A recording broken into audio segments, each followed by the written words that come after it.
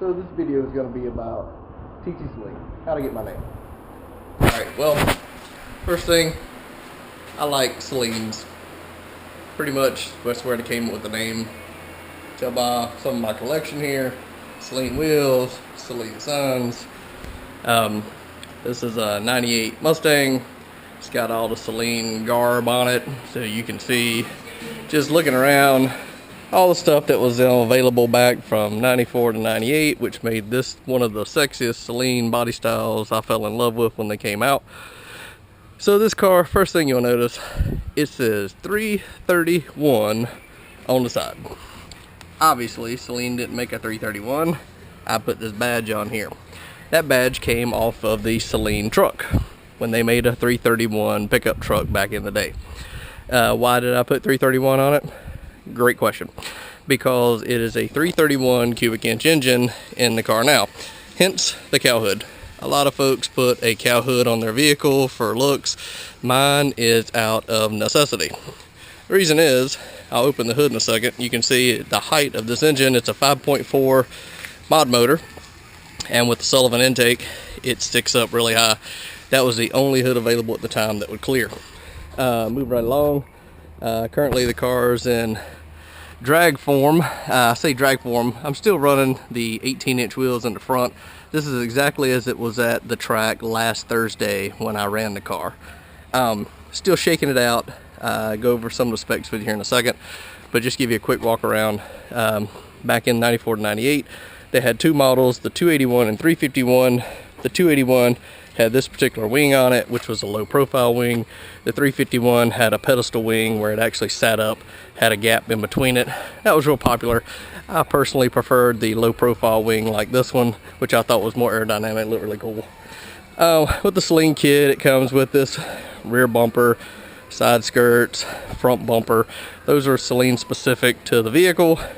Then it came with these chevron stripes, which I thought were pretty cool because it had this fader in it. You'll see a lot of aftermarket stuff done or eBay crap that you won't get this type of fader stripe. These are actual Saleen decals, which are really hard to find. Saleen just started coming back out with them again, but they were really, really hard to find back in the day if they didn't come from Saleen.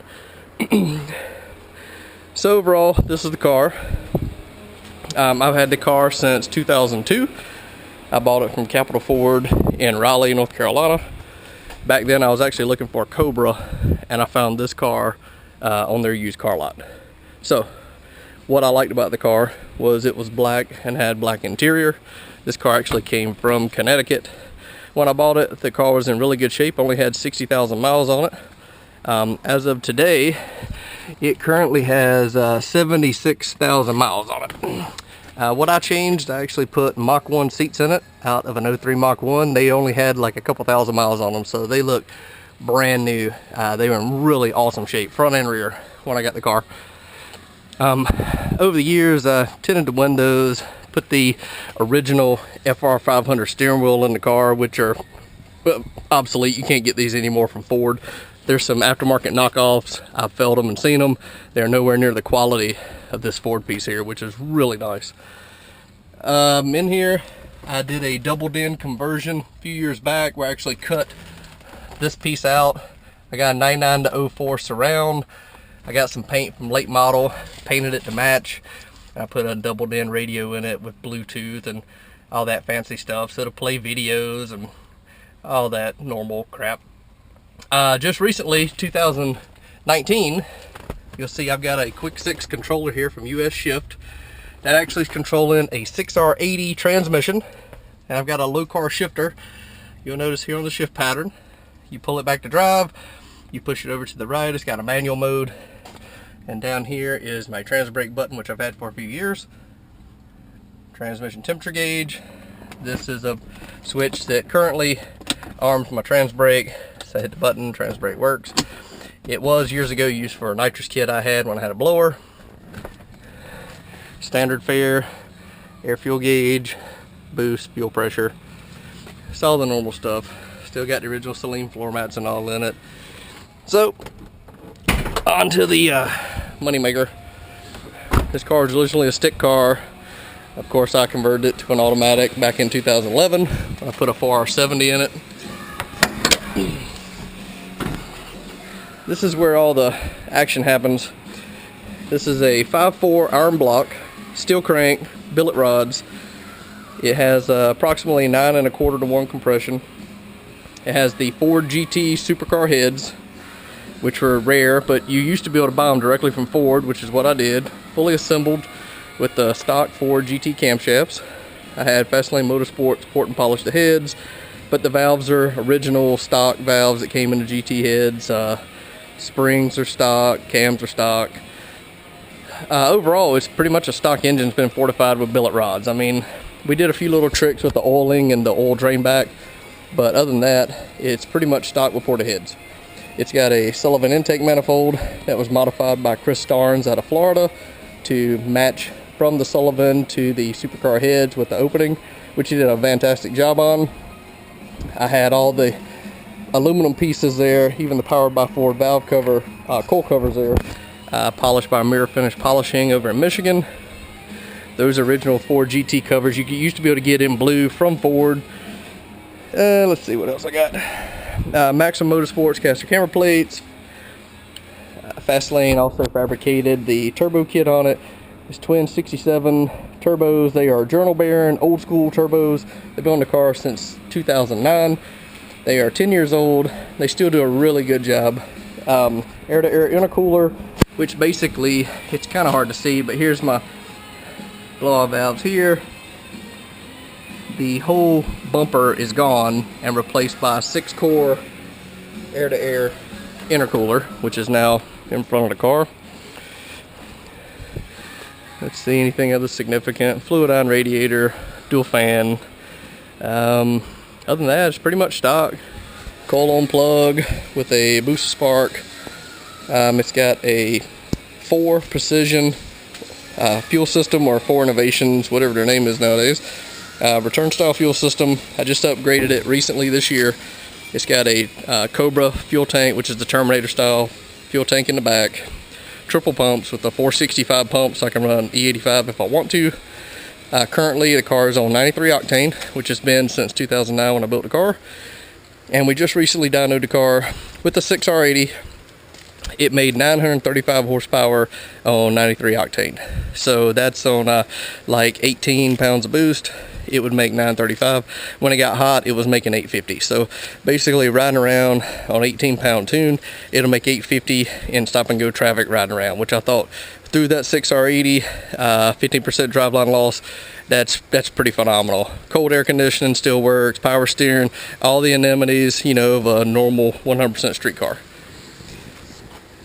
So now you can see, look from the side, this is why I had to have a cowl hood, because you can see it sticks way above the engine. The only thing I talked about the brakes I upgraded a few years back. Those are the Bullet Mustang brakes. They're the 13-inch front rotors on it, and I upgraded, basically it was the upgrade where you could increase where the caliper mounted and put a bigger rotor on the back, which I did. It's kind of hard to see behind the Bogarts. Those are Bogart 16x10 wheels, which clear the big brakes, which is why I'm able to use them. I've got these wheels because I also have a Cobra and a Mach 1, and they'll switch between the Mach 1, the Cobra, and this car. I have a set of 15x10 wheels coming because I just had this car modified with 9-inch ends on the rear end by Fastlane Motorsports. So now I can run a GT style brake back on the car again and put a 15x10-inch wheel. I plan to run a 275 drag radio on the car. But overall, that's the car. I nicknamed it the Hate Train just for fun. You know, you always have haters. No matter what you build, somebody's always going to say, why didn't it make more? Why isn't it faster? Why isn't it this? Why isn't it that? But you got to remember, I started building this car back in 2008. It's a 100% street car. There is no roll cage in the car anywhere. The only thing that stiffens this car is a set of subframe connectors. I think it was back in 2009 or 10, I believe, when I debuted the car at Mustang Week. Steve Saleen actually sat in the car and signed the dash for me, which is pretty cool. He had some questions for me, like how does it handle with all that nose weight on it now and things like that, which I thought was interesting. I told him I didn't build it for handling. I built it for sheer straight line acceleration and to cruise around on the street. One little trick you may not have been aware of, Those are the original 18x9 wheels. You can see by the stamp still on them. And yeah, I took them and I had them sent off and I had them cut and narrowed. So if you look from the front, they're only 6 inches wide, and they have a 215/45/18 Michelin tire on them. So while it looks stock from the side, they're actually a little bit narrower and they're a little lighter. So I wanted to have that street sleeper look. When I put the slicks on it, obviously looks more aggressive, but the 18-inch wheels are sitting right there on the wall with a 305 Mickey Thompson drag radial. And so when I want to have full street stealth mode, I put those on it and drive it around. And most people don't know the car, don't know the difference. It idles smooth, it's really quiet. And so far I'm still shaking out the bugs, just trying to get my 6R80 tune dialed in for the shift points. Still get my boosting all set up, but this is give you an idea. It's completely cold, just took it out.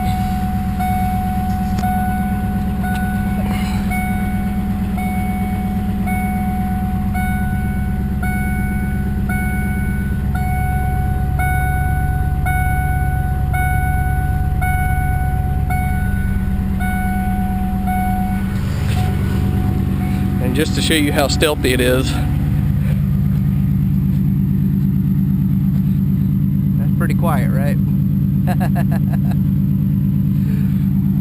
So you definitely could go to some street races and beat up on some people with the car if you were into that kind of thing.